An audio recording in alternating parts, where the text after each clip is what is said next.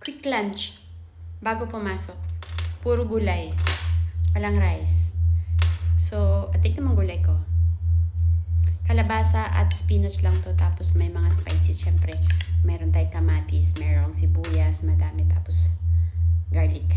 Tapos, partner ko, chicken breast. Kain tayo.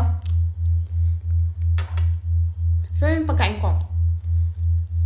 Kamaya, kain na ako ulit.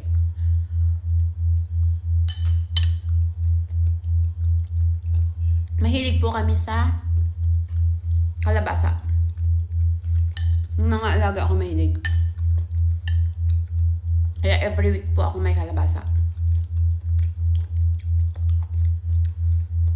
Maganda yung kalabasa na bili ko ngayon. Kasi malabo.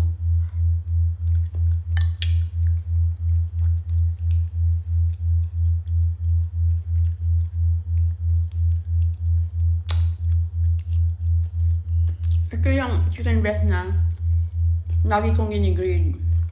Tapos pinambabaon ko siya araw-araw. Maraming gulay. Kahit puro lang gulay kainin nyo, okay na.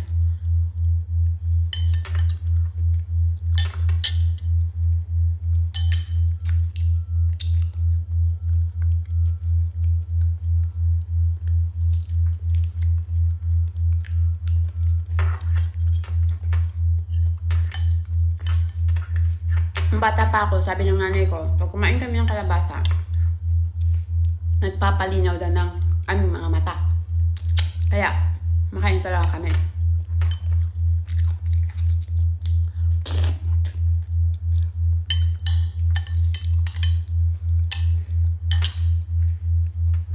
Guys, paano ko ito niluto? Hindi ko ito ginisa. Low fire lang siya.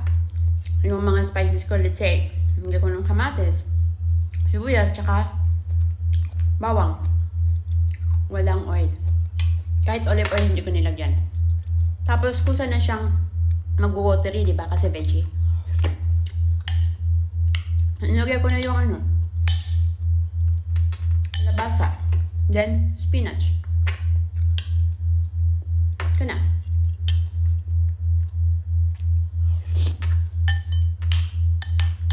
Ang dami pala. Mamadali na ako. Time check. 11:45 na in the morning.